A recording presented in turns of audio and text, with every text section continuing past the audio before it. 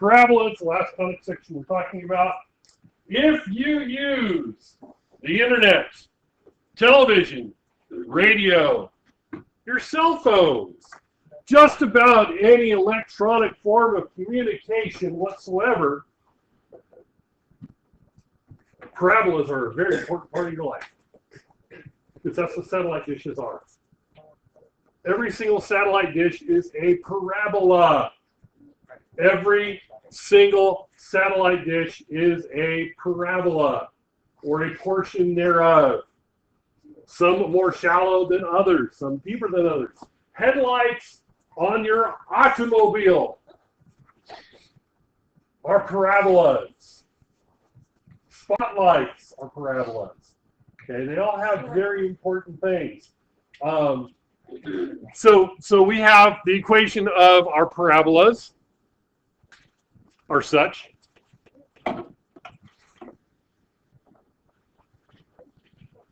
Y minus k equals 1 over 4p x minus h squared, where h and k are still your center, which in this case wouldn't be the center of a circle, but it would be the vertex of your parabola. So h and k are the vertex of your parabola, similar to what you did in Algebra 1 and Algebra 2, where you worked parabolas, quadratics. You had your h and k was your vertex. One of the things we're adding into these ones that you didn't have before were ones that open sideways. You can have ones that open up sideways. It means that the y is squared and the x is not. Now, a positive x squared means it points up, negative x squared points down. Positive y squared opens up to the right. A negative y squared means that it opens up to the left. So you can have them open up left and right, not just up and down. Okay. Now, there are a couple of parts that we're dealing with here. This point right here is the focus. And this line here is the directrix. Let's do this over here where I got room to write.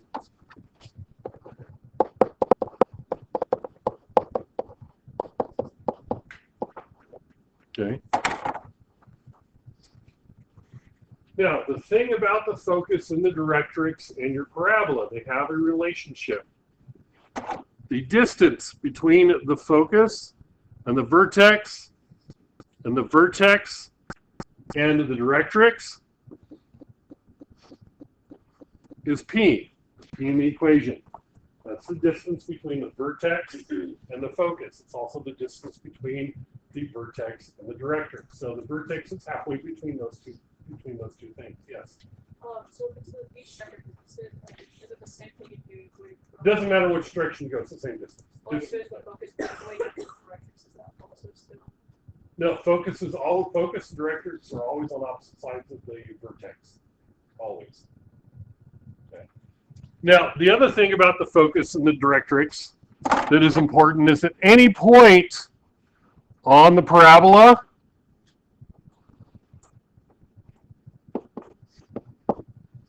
is equidistant from the directrix and the focus.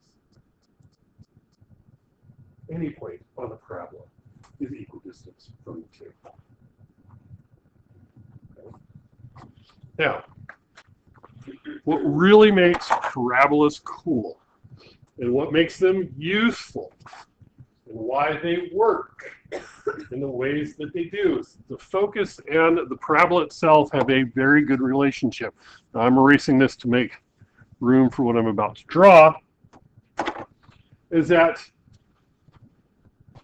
your satellites, for example, you got a satellite dish on your house, you got satellite TV, okay? The satellite sending the microwaves to your TV are a very, very long distance away, right? By the time they hit your satellite dish, they're coming in essentially a straight line. They're all coming in like this. Well, what happens is when they hit that parabola, they hit the side, and they all reflect in towards the focus. That's how a satellite dish works. receiver on your satellite dish. The dish itself doesn't actually receive any microwaves. There's no receiver. That little thing on the end of the arm, that's the receiver. That is the focus of that parabola. Everything hits that satellite dish, reflects up to that little receiver spot. That's how they work.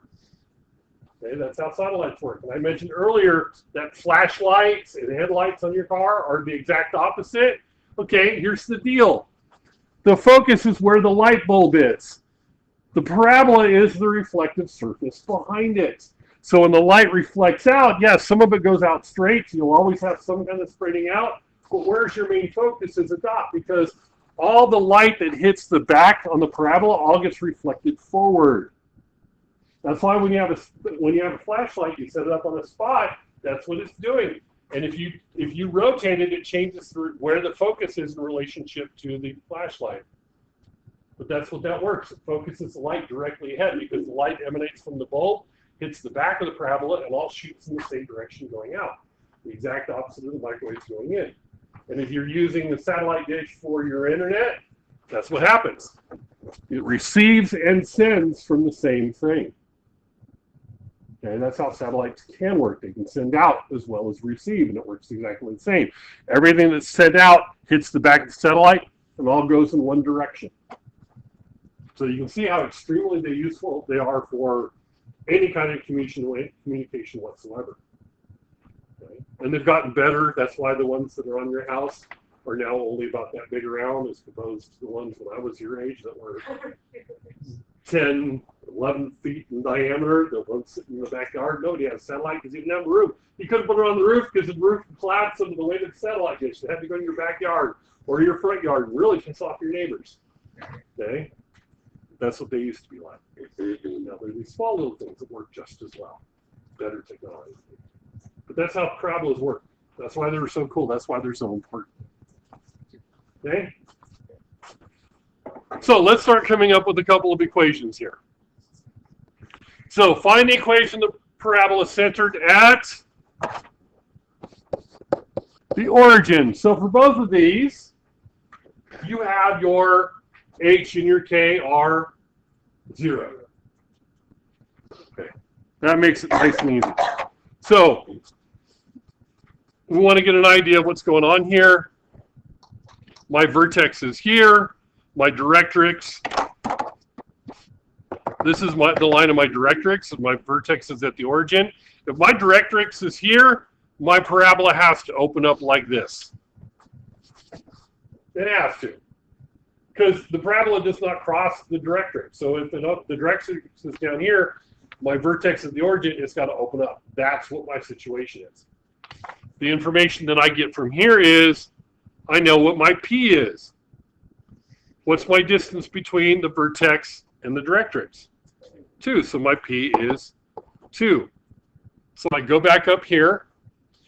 X squared, ooh, it opens up. That means I have X squared. My H and my K are 0. That means I have Y equals 1/4,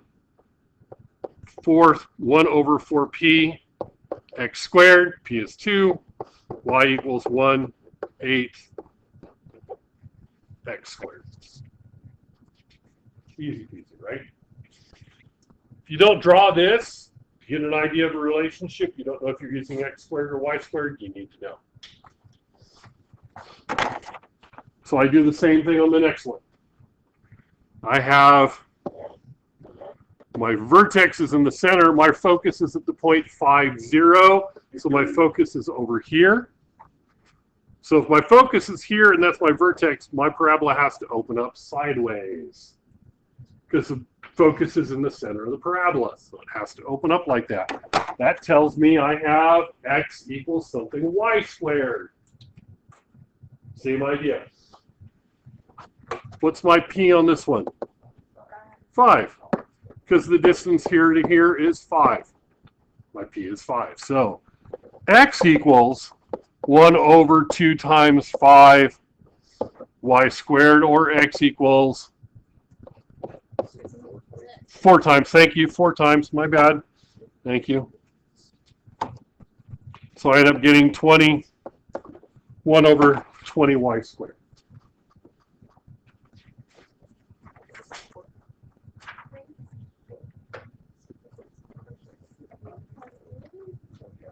Okay?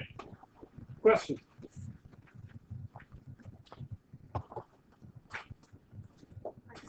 Okay. Find the focus and directrix and sketch the equation. Okay. Not a big deal. We can handle this. First question. Does it open up or down or side to side? It opens down. Ooh, good thing I need to know. It opens down. It's a very important thing to understand. X squared opens up down. Negative means it opens down. And we've kind of done these already. Some of the sketching you should understand.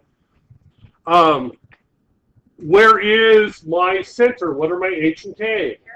0, 0. Awesome. This makes it really easy. So it's centered here and opens down. Yeah, because it's negative 12. Negative means it opens down. So I need to figure out to find the focus and directrix. I need to figure out what my P is. 1 over 12 equals 1 over 4P. 12 equals 4P. P equals 3. It doesn't matter if I use negative or positive because I'm going in that distance, and I technically, to find the focus and directrix, I need to do both directions, positive and negative, but I know I'm moving 3 units from the vertex.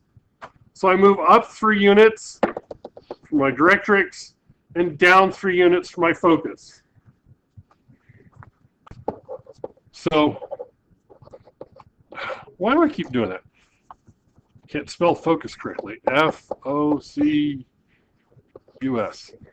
What's the coordinate for my focus? 0, negative 3. And then my directrix? Y equals 3. Yeah, your directrixes are either going to be x equals some number or y equals some number, either horizontal or vertical, depending on which direction the graph opens up.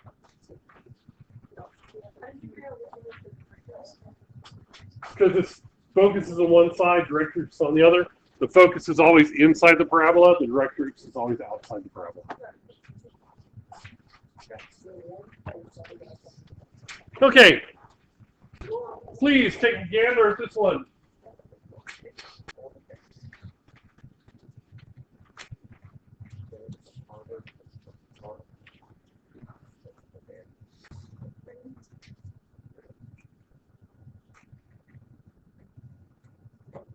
Math is cool. We can do so much. Scripts. So much. Did you guys see that golf ball that Mike Trout hit the other day? It was all over. It was all over ESPN and stuff like that. The golf ball. We're doing a charity golf thing, and it was at a driving range in Los Angeles, and he wailed on it. It not only went down, it went up and over the net at a driving course. And this is a ball designed to not travel very far. It's not your regular golf ball. It's one actually designed to not travel very far. He hit it at speeds that are equivalent of professional golf, high-end professional golf speeds coming off the tee, and hit it way out there. Now, his form wasn't exactly the best because he was trying to smack it as absolutely hard as he could. He wasn't trying to be accurate. He was just trying to smack it as hard as he could. But oh my Lord, you should, if you get a chance to see that one, that was just placing literally up and over the net at a driving range. Nobody hits them up and over the net at a driving range, not on any kind of a regular basis. It was impressive. It's just like, holy crap, no, he can't do that. Yeah, he did that. Okay, I digress. All the time. Suppose a golf ball driven off the tee travels 210 yards down the fairway. We'll assume that this person got lucky. It's a short drive and they get a hole in one. Just because I like doing that makes it easy. So I'm going to call it 210 yards from the tee to the hole. Okay? During the flight, it reaches a maximum height of 55 yards. Find an equation that describes the ball's parabolic path if the tee is at the origin and the positive x-axis along the ground, the direction of the drive. So here's what's going on. The guy smacks the ball, and it goes up and over, and I'm going to be nice and say, we got a hole in one. It was a short drive. It was a short hole, 210, an easy hole. Okay.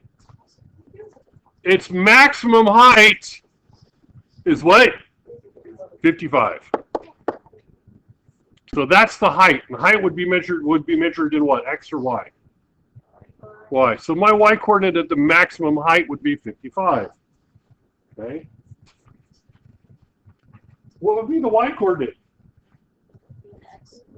I mean the X coordinate. 105, because it happened halfway. It goes up and over. It's going to happen halfway. The maximum height, if it's a true parabola, if you're discounting wind, amongst other things, then it would be, my maximum place would be 105, 55. Halfway through the drive is when it reaches a maximum height, and it's going to come down, which generally is true. You might have to consider wind and a few other factors, but we're disregarding wind today, and airspeed, and friction. Okay. Yeah, this is a physics problem. First, assume you have a circular chicken. You always make assumptions to make it an easier problem to do. Okay, so that would make this the origin, 0, 0, and this point here would be 2, 10, 0. Those are our coordinates. We can figure everything we need from that.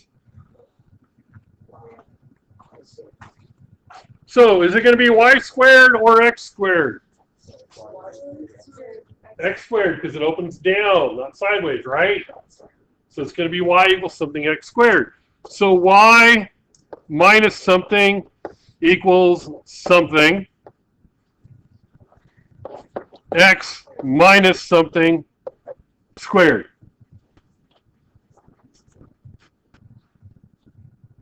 Y minus, what goes here?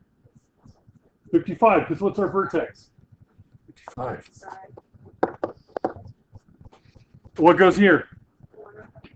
105. What goes here?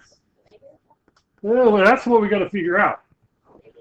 The thing that the object that is here, this is our, in this case, because it opens down, minus 1 over 4p. That's what that thing that's in there. Now, solving for p itself is kind of a pain. We can just solve for what that whole thing is.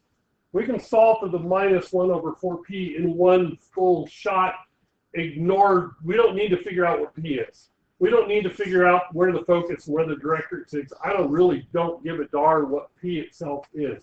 What I do care is, what is 1 over 4p? I do care what that number is. That's what we're looking for. Yes? Isn't p just 55?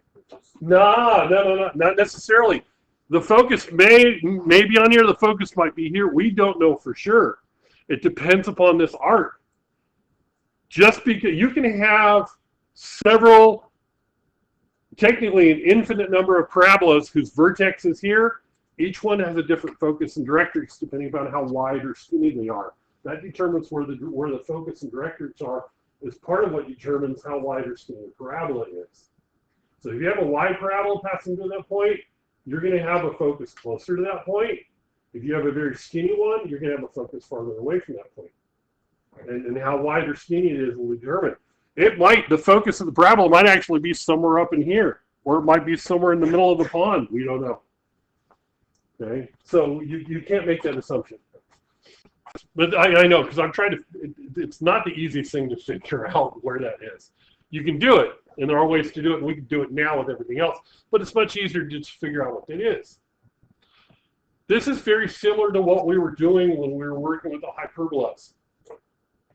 We have how many unknowns? 1, 2, 3 unknowns. However, we can use other known points and coordinates and plug them in to figure out what it is. We know it passes through the origin. We know it passes through the point 210, 0. I ask of you, what point would be the easiest one to use to figure out my missing value here? 0, 0. Any day of the week and twice on Sundays. Okay, use the easiest point possible. So if I plug in 0 for x and 0 for y, I get negative 55 equals what I'm looking for, and it's kind of a little sadder there. Negative 105 squared.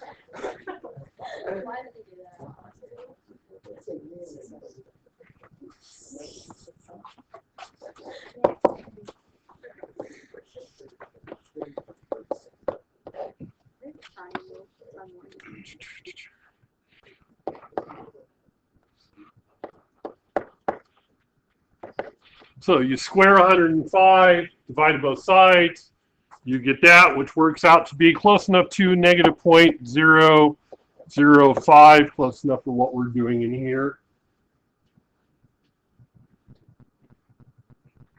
Which means that our final equation would be y minus 55 is equal to negative 0.005 times x minus 105 squared.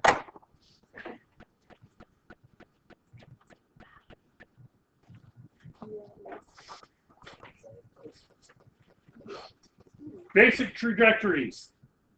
This is actually a really, really, really important thing. When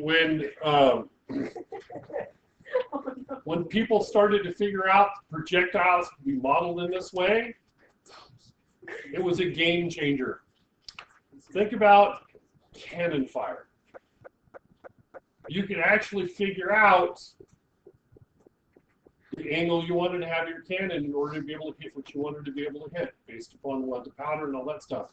It wasn't just guess and check. They actually started creating tables of values and say, okay, I want to hit this over here. I know how far away I am. This is what I need to do to make it so I can hit. Mortar fire, things like that. I actually had a student who joined the Army and went into, oh, I forget that group that it went into. And yeah, he said he was doing this crap all the time. He says, I should have paid more attention in your class. Okay. All right. We've actually done a lot of this graphing. Most of the stuff isn't going to be new for what you need to do for graphing. It's really the same thing. So on the first one, what you want to do is you either want to have y by itself or x by itself if you can do that. If it's x squared, you want y by itself. I don't like this the way it is. I want y equals, if I have x squared, divide both sides by 4, y equals 1/4 x squared. Okay, where is that? Where is the vertex? It's at the origin, because I'm not adding or subtracting anything. So my origin is here. Does it open up or down or side to side? It opens up because it's positive x squared. What does the 1/4 do? Do you remember what the 1/4 does? It makes it wider. The smaller the number, the wider it is. The larger the number, the skinnier it is. So it makes it wider. If you really want to be super accurate, plug in a few values for x, and that'll give you a few starting points, but really, honestly, I don't care.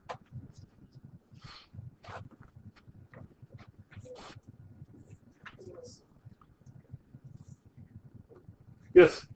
So with these parabolas, you don't want to like do the whole big graph. Here's what I need. Here's exactly what I need. I need you to have the vertex in the right place. I need to have it opening in the right direction. I need to have it looking approximately as wide or narrow as it should. Honestly, if I want anything more accurate than that, we would be doing things more accurate than that, but that's good enough for anything we're doing in here at this time. So this does not look exactly in the form that we had at the beginning, right?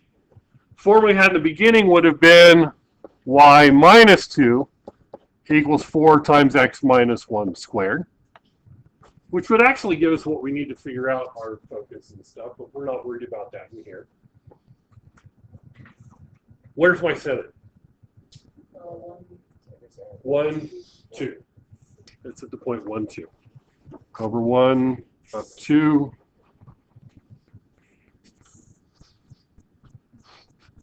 Open up or down? Opens up because it's positive x squared, and the 4 makes it skinnier. It's growing 4 times as fast as it normally would. That one's growing 1/4 as fast as it normally would. That's why.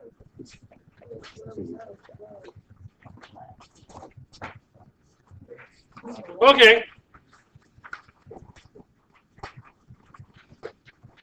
Where's our center on this one? Where's the vertex on this one at? 0, 2. 0, 2. Good. Oh. Oops, wrong one. Wrong way. Oh, pull the student. Okay, yeah. Does it open up sideways or up and down? Sideways is a y-square. Does it open up to the left or to the right? Opens up to the left. Is it wider or narrower? Narrower because it's larger than 2 or larger than 1. So yeah. Piece of cake. Any questions? I have a question. Yeah. On the golf ball one, Yeah. left the equation as y minus 55. Like, why didn't you move the plus 55 over? Because okay, if you go back and look at how the equation was given to you normally. Now, if you wanted to put the plus 55 over the other side, I got no qualms. I'd handle that. I can handle that. I was just sticking with what I had shown you in the beginning. And this is closer to what we dealt with our circles and ellipses and stuff. This kind of keeps more in line with what we did there. Okay. Rather than what you were doing in Algebra 1 and Algebra 2. But you can see how they relate. Basically, all you do is just take this K and move it to the other side. Okay. It's exactly the same equation, just moved.